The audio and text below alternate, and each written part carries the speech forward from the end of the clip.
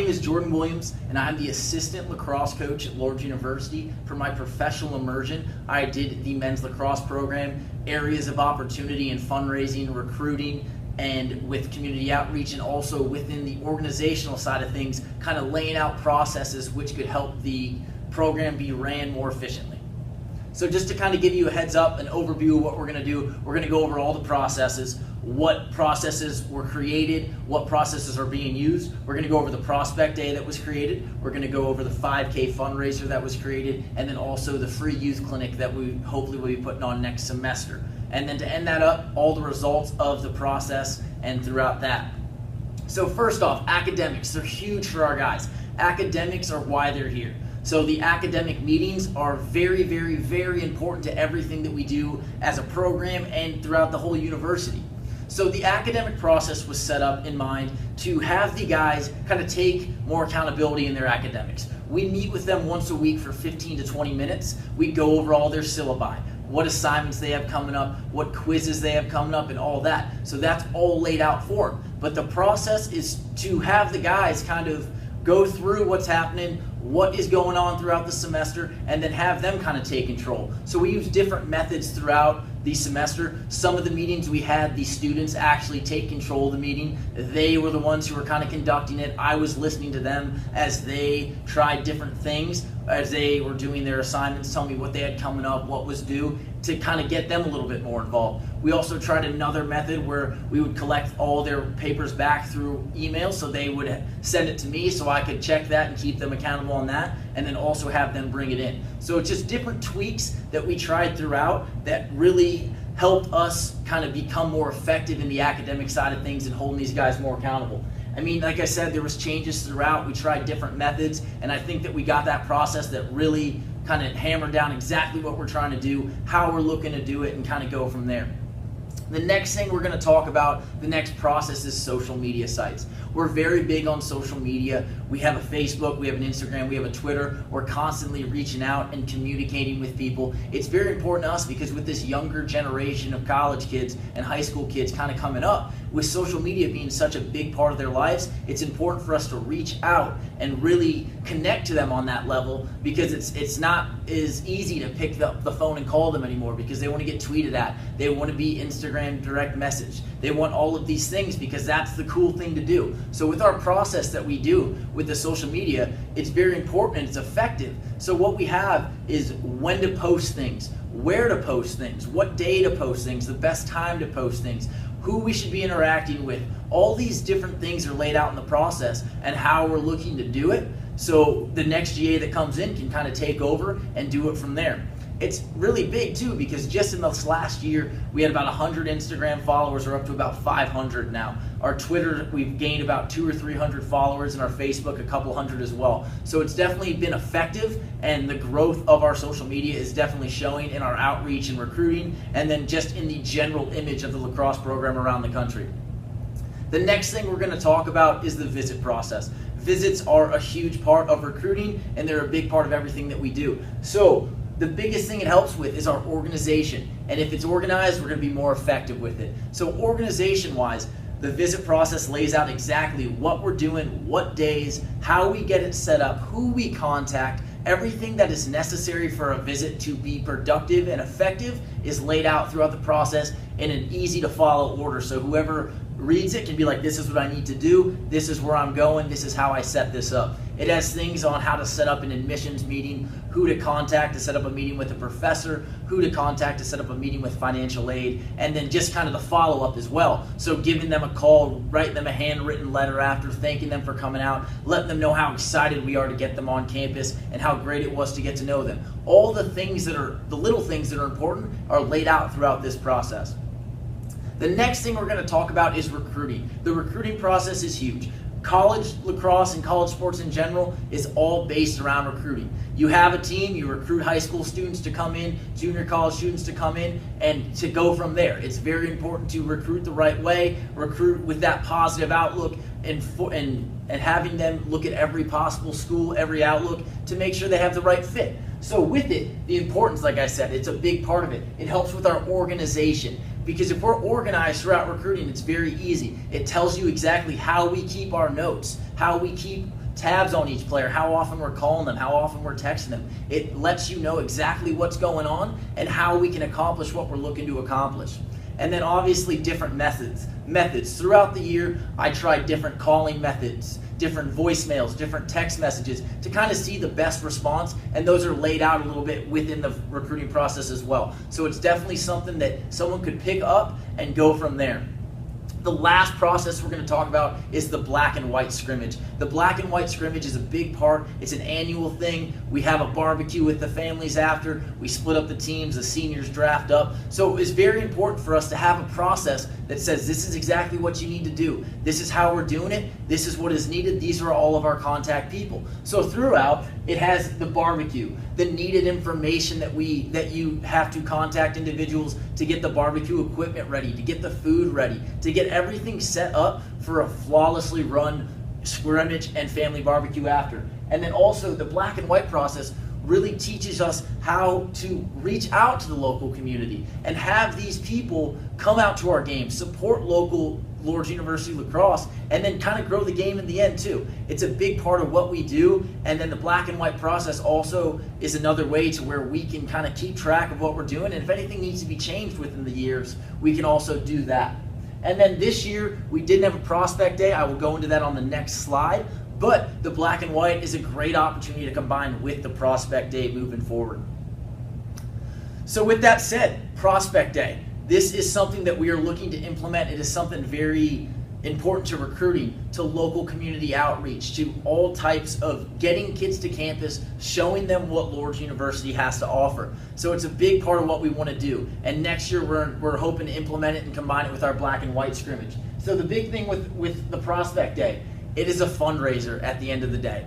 You charge students for pennies, for food and all that. They pay for the experience. They learn from college coaches. They get to play against college level kids, and they get to compete against each other at a university that they're looking. And then they get to visit the campus as well. So the prospect day would start about 8 in the morning. We would have check-in, and then throughout that there'd be one session that was split up that was more one-on-one individual work, break up into different positions, have a lunch break. After that lunch break, tour campus, show all the athletic facilities, housing, the academic facilities, and then come back for session 2, which would be more full field transitional drills, kind of up and down, letting the guys run a little bit, followed by 5 games, 20-minute games. So we have the refs that we have to pay for, we have workers we have to pay for, and all this comes from the revenues brought in by the prospects coming in.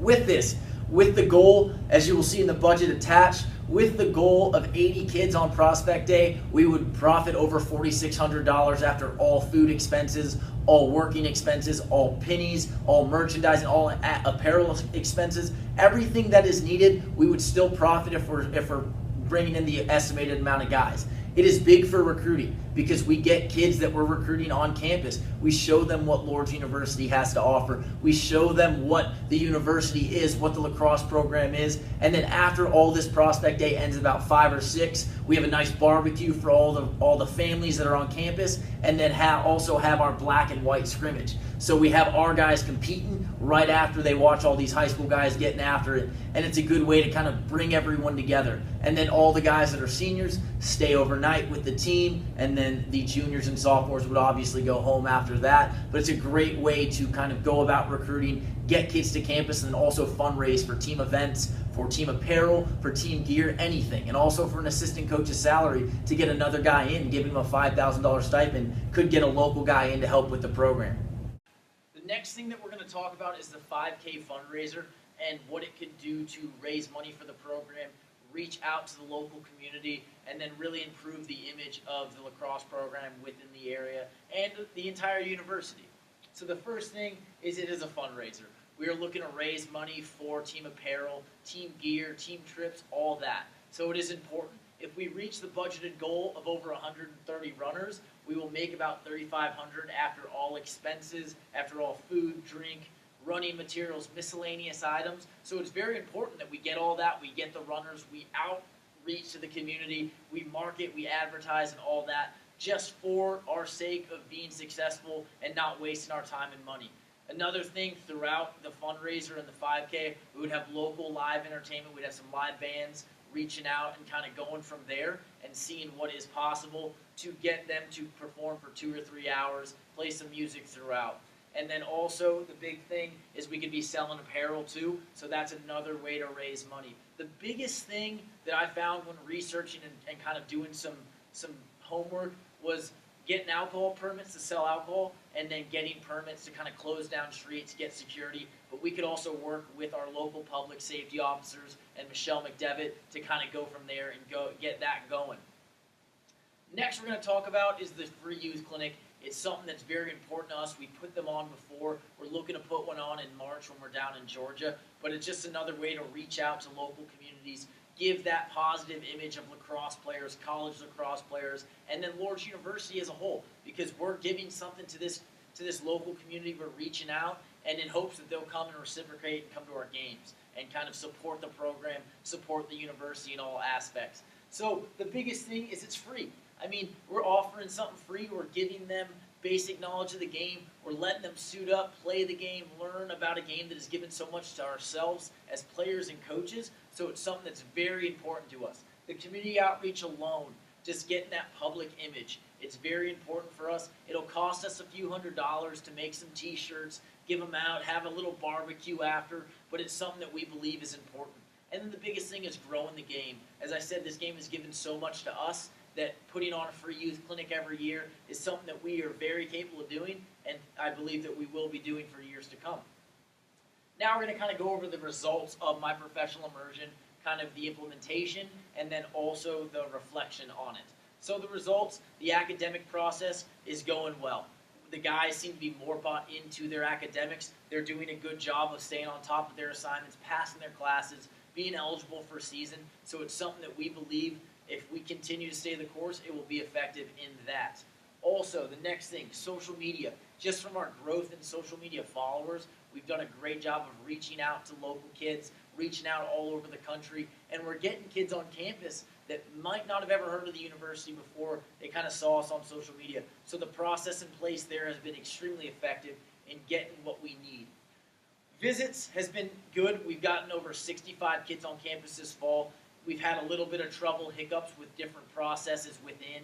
Just it's a lot of intricate little details and how to set everything up. So moving forward, that's something that I might tweak a little bit more to simplify it so it's easier to follow, easier to get everything set up, and keep it as simple as possible.